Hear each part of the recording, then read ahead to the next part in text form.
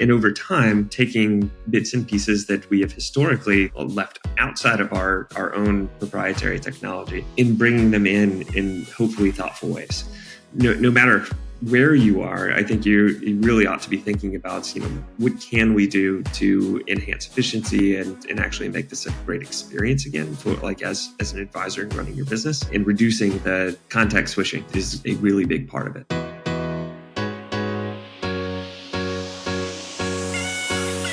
Welcome to Knowing Me, Knowing You, the podcast for the future of wealth management.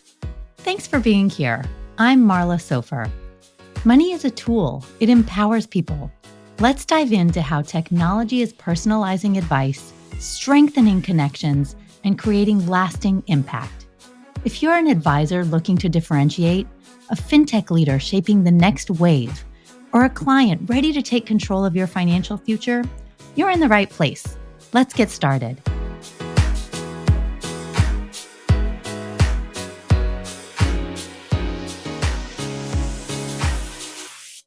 Hello, and today I am joined by Taylor Matthews, CEO of Farther, a next-generation wealth management firm that's redefining how advisors grow their businesses. With over $2 billion in quarterly inflows and a rapidly expanding team, Farther is a model of how technology and efficiency can drive advisor success. In this episode, we are diving into how advisors can use technology to scale their businesses, improve efficiency, and focus more on delivering value to clients without getting bogged down by transactional work. We're also going to discuss how the right tech stack can fuel better client relationships and higher advisor payouts. Whether you're an advisor looking to optimize your practice or a fintech leader thinking about integration, this conversation is going to be great for you. Taylor, welcome to the Knowing Me, Knowing You podcast. Well, thanks. It's great to be here. I'm very excited you made the time. So we always start out with this very optimistic question about the future. What excites you about the moment that we're in right now for this industry?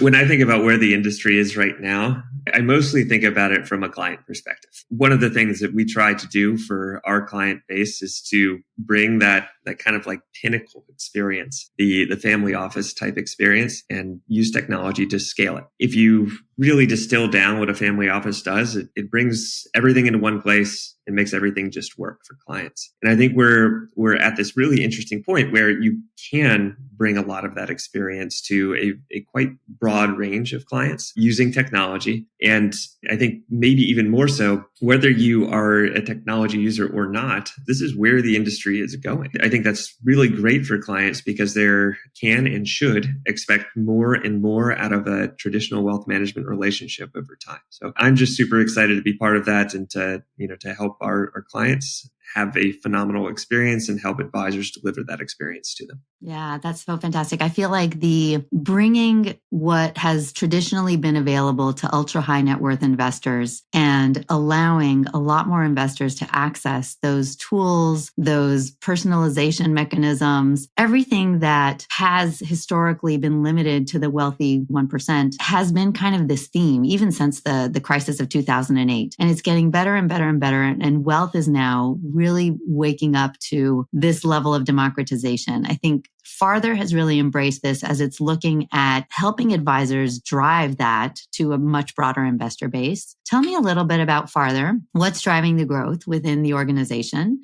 and how you differentiate from other, whether you want, I don't know what you can kind of compare against other RIA aggregators or just other wealth firms. Tell us a little bit about what your competitive set is as well. Well, sure. So we're very different from most other advisory shops in the sense that we started with technology as our backbone. The way that a wealth management company is typically started is with a lift and shift of clients from one place to another. And that's great. That works really well. There's plenty of technology companies out there that will help you do that. Most of them are pretty antiquated. And we felt like we needed to provide the right experience to clients. We needed to build on modern technology rails rather than relying on components that have really, most of those companies started in 99 or 2004. We wanted to do something on modern technology rails. So we started as a technology company. We spent a year of our time in just coding before we opened our product to the world. And of course, we've continued from that, very early opening up to clients into 2020 to today, continue to invest in the technology and bring everything together in one place. So when I think about our goal as an organization, you can kind of sum it up as be the number one destination for any advisor from anywhere. If we're building really great experiences for them and making it really easy to run their practices and rely on fantastic technology and support teams to do so, then, hopefully we'll be hitting that goal. And that's what's driven a lot of our growth. And then simultaneously, we want to be the best wealth management brand in the world. And to do that, you need to enable advisors. That's where we spend our time. That's what we think about day in and day out.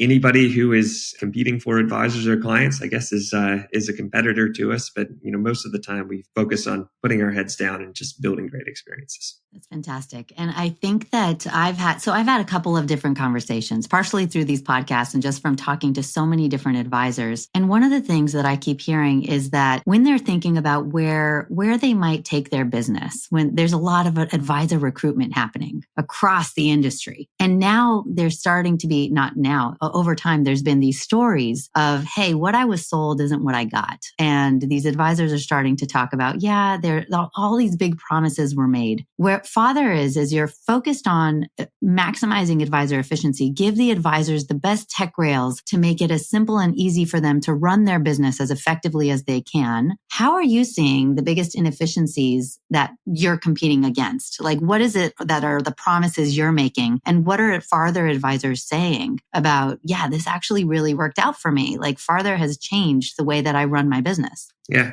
So I think for us, one of the most important things is to return time to advisors so that they can focus on their clients and really get out of the kind of operational morass that you end up in. You're asked to do an awful lot of things as an advisor. You're asked to be a marketer, a salesperson, a financial advisor, a therapist at times, and to add on all of the operational transactional sort of work as well, either for you or a team that you manage, which, then has, like team management aspects to it. Like that becomes really challenging. So the more that we can return times to advisors to focus on where they add the most value to clients, which is being in front of clients and finding new clients. That's what we build technology and people and process around. So, biggest challenge from there is, okay, if that's what you want to do, then you need to identify where you can automate, and where you can't automate yet, make sure that you have really great people and great processes in place to be able to accommodate that. I think anybody is going to run into challenges on that.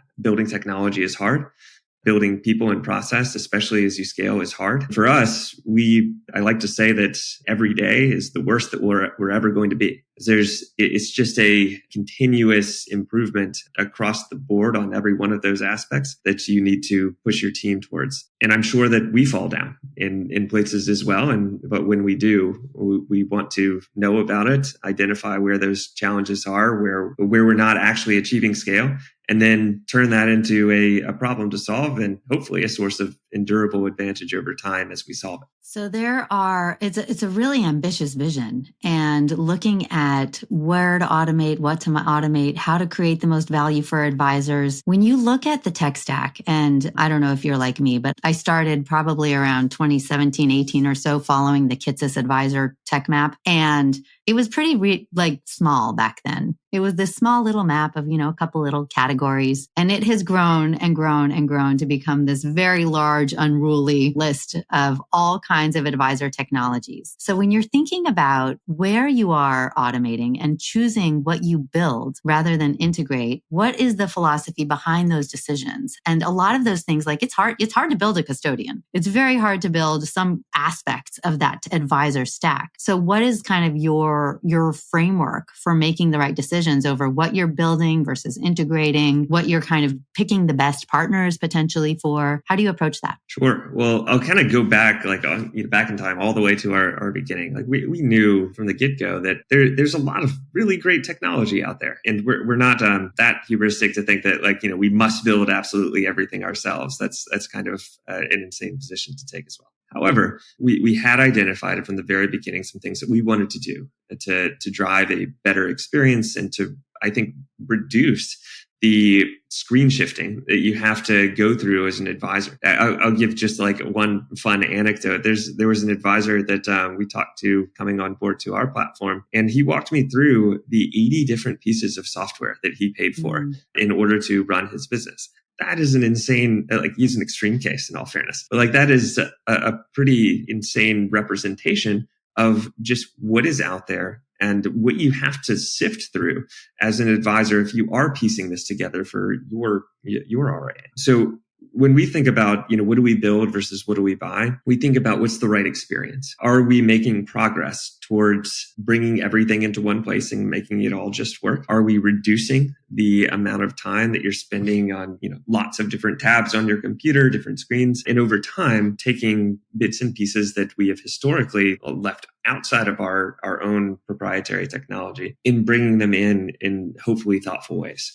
No matter where you are, I think you really ought to be thinking about, what can we do to enhance efficiency and actually make this a great experience again for like as an advisor in running your business, and reducing the context switching is a really big part of it. Yeah, it's a huge, ambitious vision. And to go off script just a little bit. So this was very much, I was at Microsoft for 2 years, very focused on what Microsoft is building. And I'll ask you kind of a side question. I think a lot of the promise of these big platforms, and not only platforms, it's really kind of software platform and infrastructure and all of them working together. The dream is that you have data flowing beautifully from one piece of a system to another piece of the system. You have different pieces talking to each other. So workflows are all done really gorgeously and in place. And this was the dream that we were building toward at Microsoft. It's very much the dream that Salesforce has been talking about with its financial services cloud. One of the things that I'm curious, and this is a bit of a side question, when you think about data and being able to kind of have data run through different systems, do you see and are you looking at the role that AI plays in helping structure and get that data run through the different pieces of the tech stack in order to help the advisor have a better experience and create a better experience for their client? It's really weird that we as an industry have this term tech stack, that you have to incorporate a whole bunch of different pieces of technology to run your business. And no matter what, no matter where you are, it's a common thing. You'll have a custodian, you'll have performance reporting and analytics, you'll have a CRM, you'll have up to 80 different pieces of software there. And I think we all know that anytime it's a different provider, there's challenge in integrating those different pieces, and the integrations break. And ultimately, you're left as an advisor kind of at the mercy of these other companies that often operate quite slowly in order to get something done. Even though you know it should be possible and you've been told it's possible, it might take weeks or even months to make it happen, to actually make that data flow. So this was one of the challenges that we identified at the very beginnings. And we said, all right, well, if that is the case, then we must own our own data. So that's what we do. We pull in data from lots of different systems. We have it run in our own data lakes, and that allows us then to build our own technology to access that data and to portray it to our clients, to our advisors, to operations folks on our teams in the right way. And we can take action if something breaks really quickly, because we have a team of engineers, not just, IT folks who are there to, hopefully massage the integrations that are going on. That becomes like a pretty important source of advantage for us. And to get to your question about AI, we're able to, we hire AI engineers from really phenomenal places like Google and others, to act on that data and to identify where can we represent that data better to our advisors so that they can proactively identify opportunities for their clients. Do the same thing for the operations team. And we see a lot, especially as agent-based models become much more real and here, see a lot of opportunities for continuous automation and up-leveling of the employees that we have on our team so that they can focus on the highest value activities rather than data entry or sending PDFs back and forth. That's the goal for us. And that's why we have been so insistent on creating our own data lake and being able to operationalize that data ourselves rather than relying on third parties. What if financial planning wasn't just about numbers, but about you, your values, your goals, your vision for the future? Nomi is transforming client discovery for wealth managers, going beyond assets and risk scores to uncover what truly matters. With behavioral insights and real-time data, Nomi helps advisors personalize advice, build deeper connections, and grow their businesses. Because the best financial decisions start with knowing you. Discover the future of client engagement at Nomi.com.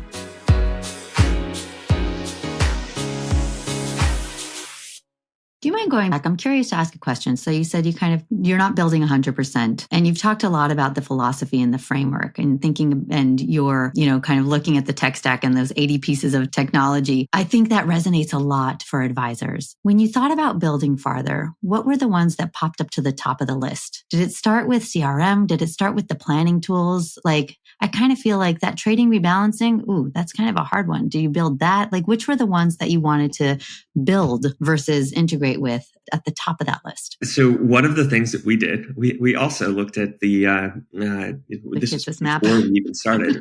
We looked at the Kitces map to say and actually not so much the map. There's this really great pie chart that they pulled together when they surveyed where do advisors spend their time. They found that roughly 70% of advisor time is spent on non-client facing tasks. So way back in 2018 or so.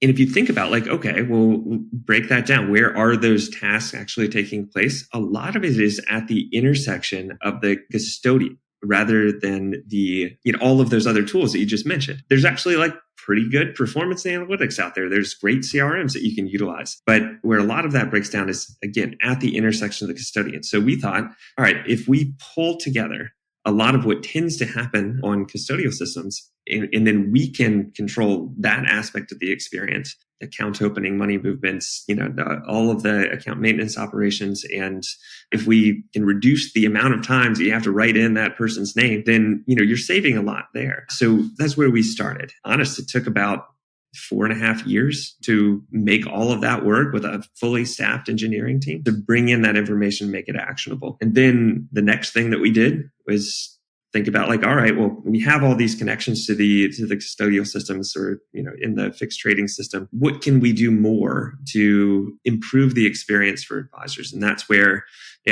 we started to build our own rebalancer. And what that allows us to do then is to provide clients with more opportunity for after-tax return. So because we own all of the money movement and all of that through what we had built before, then we can say, all right, well, we can run this rebalancer across a sleeve, an account, a whole household, trade as at a tax lot level as frequently as every day. And what that does is it create that after tax return that you get from tax loss harvesting and direct indexing, rebalancing, and asset location. If you can optimize for all of that, then you should be able to deliver a pretty real after tax return to clients in a way that even large companies like Parametric can't do. And that's that again is an enduring source of advantage for us because we're able to deliver that type of capability at extremely attractive prices to clients. Really interesting. So it sounds like you've, and I might have gotten this wrong, but there's a layer of custodian agnosticism built on top of the custodian that is helping the advisor. And then you've built a rebalancer that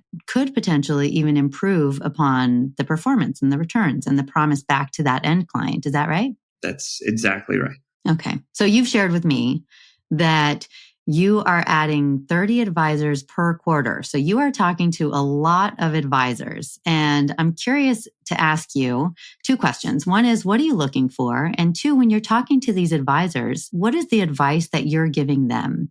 As you're talking to them, you're recruiting a lot of advisors, you're growing super fast. What is it that you're offering to them to help them scale their business? We talked to a lot of advisors, and our goal was to identify those who are going to best be able to take advantage of what we've built. We tend to skew a little bit younger than the industry. We tend to skew a little bit growthier than the industry. And I think that's... Growthier? Was that the term? I love it. Growthier. A little more hustle. So if you think about what we deliver from a value prop perspective to advisors, you get to spend much more of your time where you create value. being in front of clients and developing new client relationships. You don't do a lot of that other frustrating work that is, more operationally or administrative in nature. You deliver a great client experience. We're building that and making sure that that's a core aspect of what you're doing for your clients. And that's not just technology. That's also all of the support elements that you should expect as a client. Everything from planning, investment professionals that you can tap if you need some bespoke client portfolios made or alternative assets discussed. That's trust and estate. It's tax. All of that is there at your fingertips. So that's 2, great client experience. And number 3 is get paid more while you're doing it. And because we're very efficient in what we do and in how we've built technology that allows us to be more generous to the advisor community from a payout rate perspective in a fully supported model. That's our source of competitive advantage. And that's why I think we get a lot of interest from financial advisors who love the idea of spending more time on their clients, of growing their book of business. And if you can get paid more in the process, that's a pretty good deal. Yeah, that clarified a lot. And when you look at also at those advisors that are the best fit, in addition to younger and growthier, do you get a lot of advisors that come from a particular setting? Are they coming from the wirehouses, from other RIAs? Like what have you seen the most of? It's a range. We see a lot of interest from the independent RIA community, especially those folks who have historically grown, but maybe hit some sort of growth plateau. Maybe there's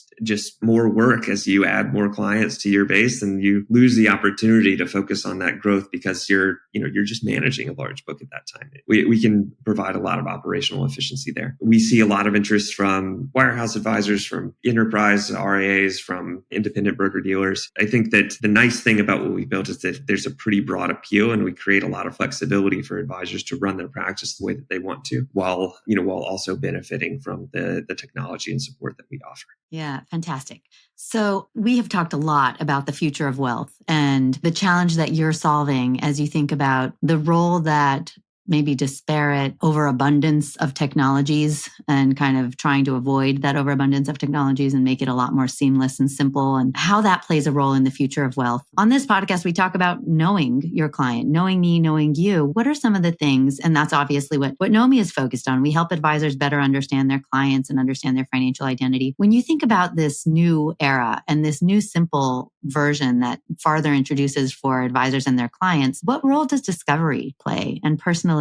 So you talked a little bit about performance and being able to beat some of the best tools out there on the market today with some of the proprietary technology you've built. But what about that kind of deep, holistic, and really knowing the client and getting into that heart and soul of money? That's core to everything that we're doing as an industry and of course as a firm. But I think at the end of the day, this is a trust-based business. Clients choose an advisor who they can open up to about some of the most intimate parts of their lives. That's where every single client conversation starts, is a deep discovery of what does your financial life look like? Paint that picture. Why are you interested in a new or different relationship right now? What's motivating the interest? And then we begin every relationship with a plan. And that's where, we dive deep into what can we provide that is not just investment management? That's an important aspect of what a financial advisor does, but it's still only one aspect. We're very much planners at our core, and we make that a core part of that introduction to farther. Amazing. We always end with the same question at the end of the podcast. What is one instance in your life, a conversation you've had that changed your personal relationship with money? I've always been a bit of a geek about, or I say always, but since I was, 16 or 17, I've been a bit of a geek about money. When I was 16 or 17, I was in a car crash. Wow. It was totally my fault. I was driving way too fast on a windy road in the rain with bald tires. And it was terrible. I remember one of the things that, stuck out to me was, when I got home at 2:00 in the morning, drenched wet. And, after seeing my car totaled, that after confirming that I was okay, the worry about what is the financial impact of this going to be on my family? And I very much wanted to understand, why that was so important, and what could I do to help families be in a really great place, so that should something like that happen, to leave the focus entirely on the family member is all right and that everything is okay. After that, I definitely started, reading all of I remember being on a cruise ship reading The Intelligent Investor while, at age 18 or 19, while the rest of my family was reading much more fun summer reading books. That has been a motivator for me for a very long time, is helping actually set families up so that even if you are not an expert in every aspect of finance, which you can't be, and even as an individual running, your own financial life, if you're not paying attention to it like the same way that a professional would, there's probably a better experience for you out there. So we're really trying to, create those better experiences, to be proactive, to help families themselves up for success over a very long period of time. And that, often starts with that first phone call, that discovery call, and that plan. That was a really strong, compelling story. And everyone's relationship with money is so deep. And your relationship with helping people with money, rooted in your own story of thinking about how your incredible trauma and scary experience of a car crash, how that was going to impact your family, that resonates so strongly. And I could think the same, even getting pulled over by a cop when I was a teenager. I was like, oh my gosh, the cost of a ticket, it's that's going to kill us. But yeah, with that added trauma, this has been a fantastic conversation, Taylor. Your insights on scaling advisory businesses, leveraging technology, building new technology that helps advisors run their business, helps them with efficiency, helps them spend more time with their clients. Has been incredibly valuable from the very beginning. It's clear that the future of wealth management belongs to firms that embrace innovation and want to make their client relationships at the center. They're trying to solve problems as opposed to just pitch products. So Taylor, for people who want to learn more about Farther and your approach to modern wealth management, where should they find you and connect with you? Well, I'm easy to get to. You can always send an email to taylor@farther.com. But, find us on our website. We're at farther.com. There's really great information for advisors and clients alike on there. I think all relationships, really start with a phone call and a proper introduction. Fantastic. And for our advisor listeners, are you using 80 different pieces of technology in your tech stack? That sounds a bit egregious. How many pieces do you have in your tech stack? Do you also want to get rid of the term tech stack? I think that's a really good call. I think there should be a hashtag, no more tech stack. Drop your thoughts in the comments. And for investors who are excited about the future of wealth, they want to have deeper conversations. They are inspired by this idea of family office for all. I should be given the same opportunities and investment benefits as somebody who is in the high net worth category. Think about how you're going to make changes and have better, deeper conversations with your advisors to get there. Thank you so much for being here, Taylor. Thank you for having me. It was great to be here. Thank you for joining us on the Knowing Me, Knowing You podcast. If you enjoyed this episode, share it with someone who needs to hear it. And don't forget to subscribe, rate, and review. Your support helps us bring more transformative conversations to you. Until next time, keep discovering, keep growing, and remember, you're in control of your own financial story. Follow us for more conversations on financial confidence, self-discovery, and the future of money.